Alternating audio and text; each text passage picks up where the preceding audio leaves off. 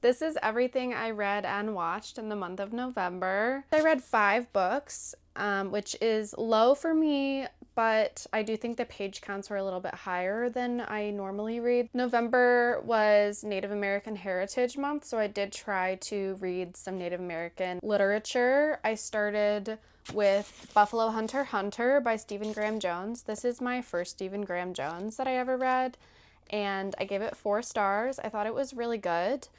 I think I will like some of his other stuff a little bit better, maybe, so I don't want to go too high. And I did have some issues with the beginning and end of this book. I personally think that the academic setting and modern day character was out of place. I don't think it was executed as well as it could have been, and I honestly think that the writing style of those sections was way more confusing than the rest of the book, and honestly, that probably deterred a lot of people from finishing this book, so I do think that that is its major fault. The commentary on colonialism and imperialism and assimilation through the lens of vampirism and Christianity, honestly, is really, really well done, and I really love a horror book that touches on horrific real-world subjects. Like, that is the function of horror in general, and I think this does it really well.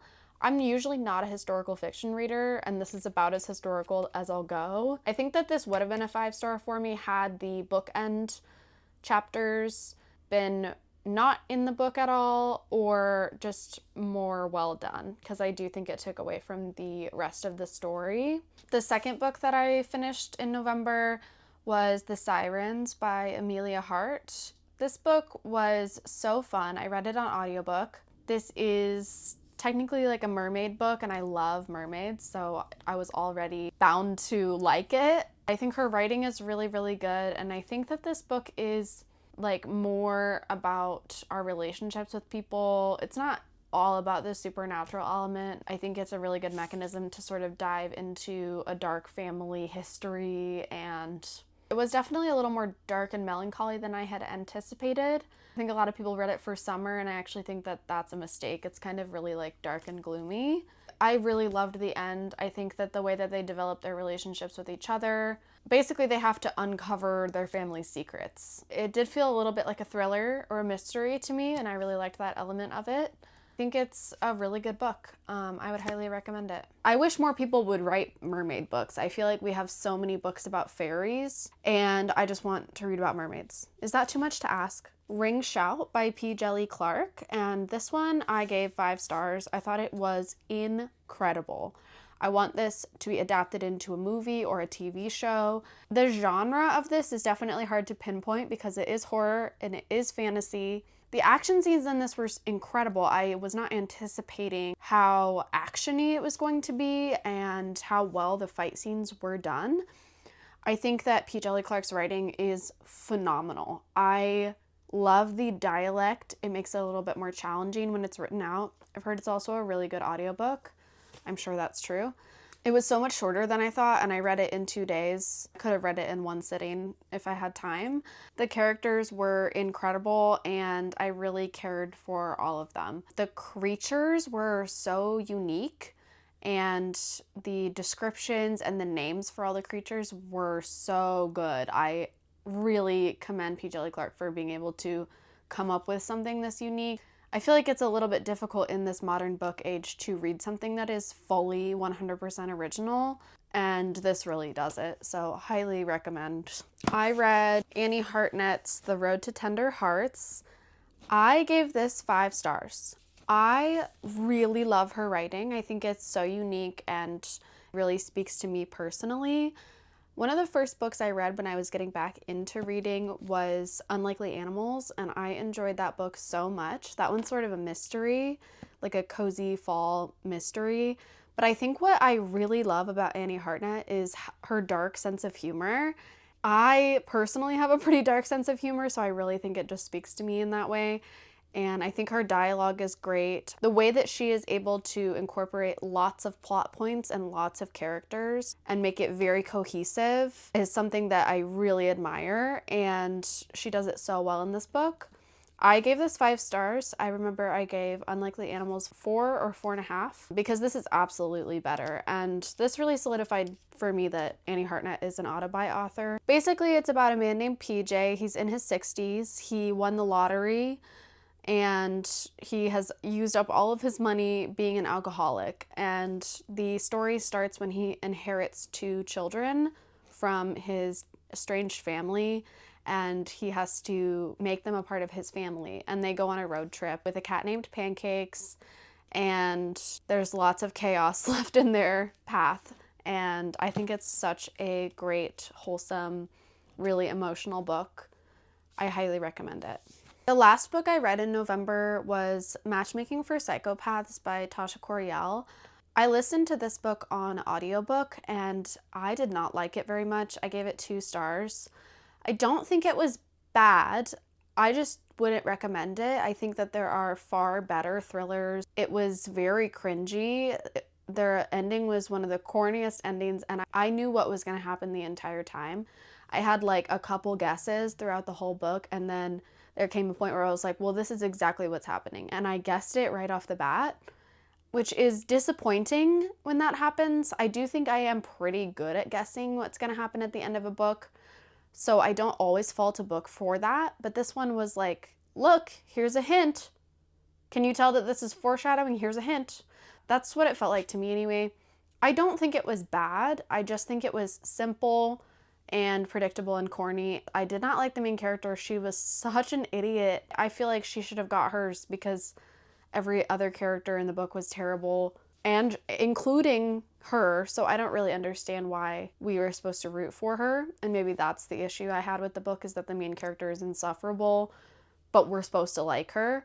I would not recommend Matchmaking for Psychopaths, but it is maybe one that would help you get out of a reading slump. In November, I watched 4 movies and 1 stand-up. The first thing I watched was Over the Garden Wall. I gave it 4.5 stars. I thought it was so fun and cute. I had never seen it before. It was very classic Cartoon Network, which is something that I grew up with, so I really appreciated that. I definitely get the hype. I think it's a really good, cozy little fall watch. And there are parts that are very funny, and honestly, I love Cartoon Network because it's also kind of scary.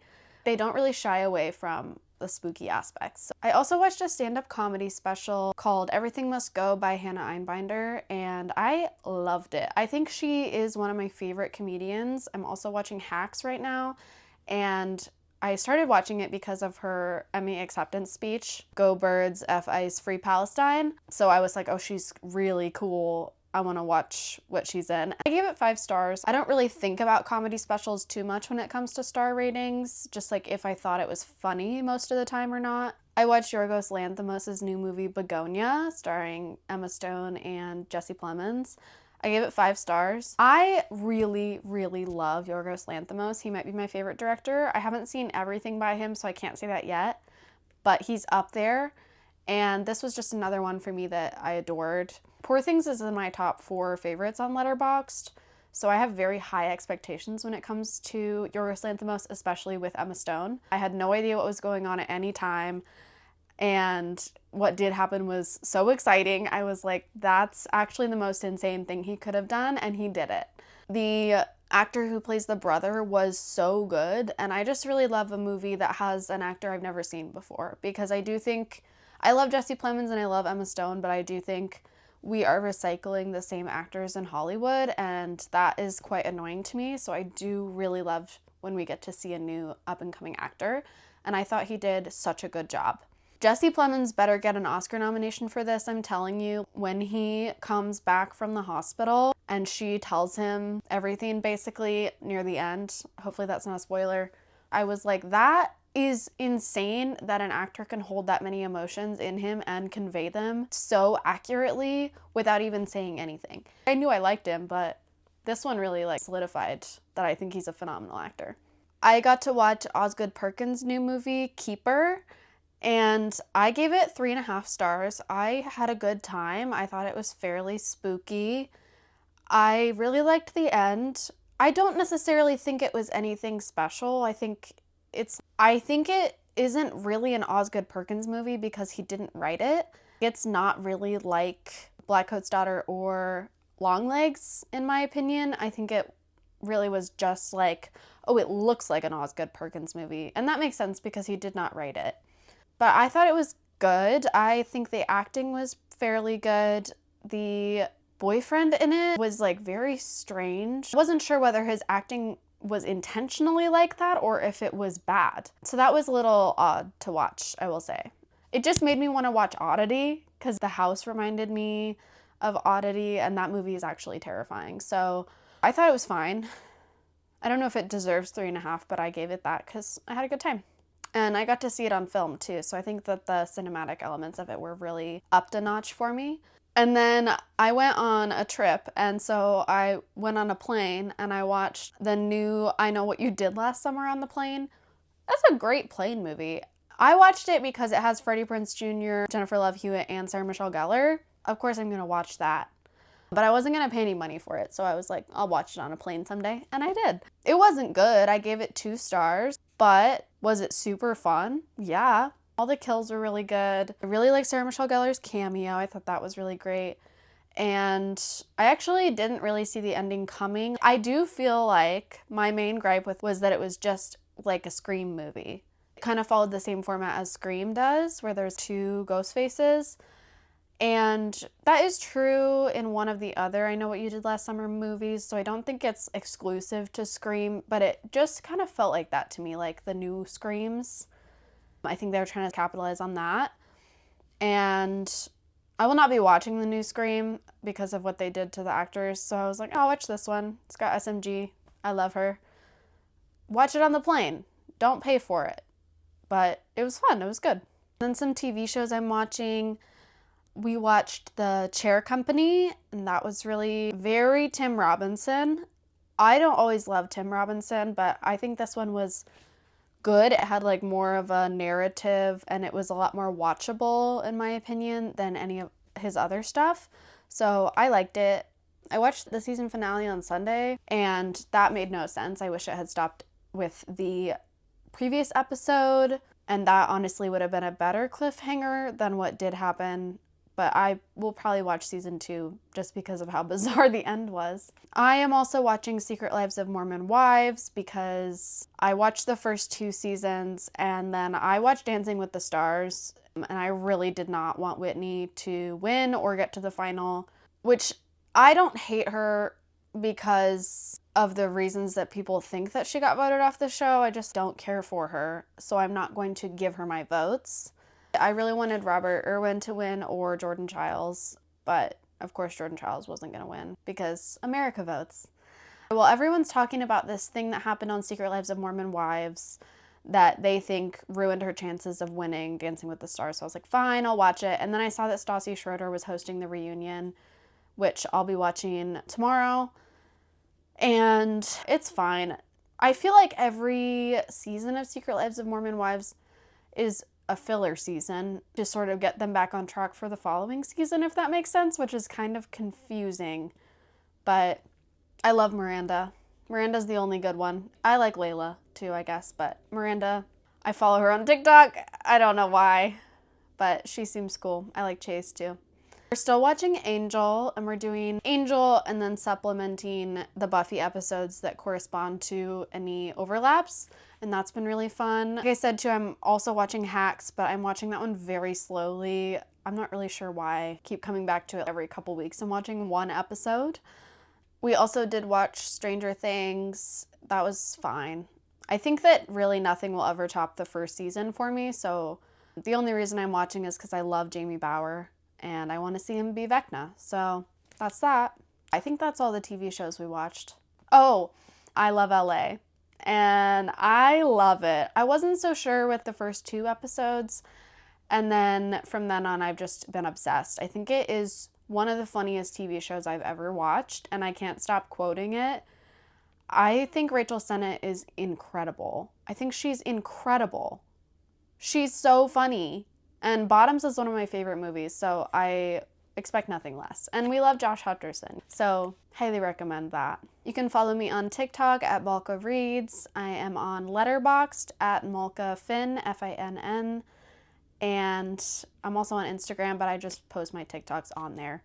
If you like these sort of recaps, go ahead and subscribe. This week or next week, I'm going to start Twilight, and I'm going to be vlogging that. I have never read Twilight before, so I want to share my first time reading it with you all. Bye!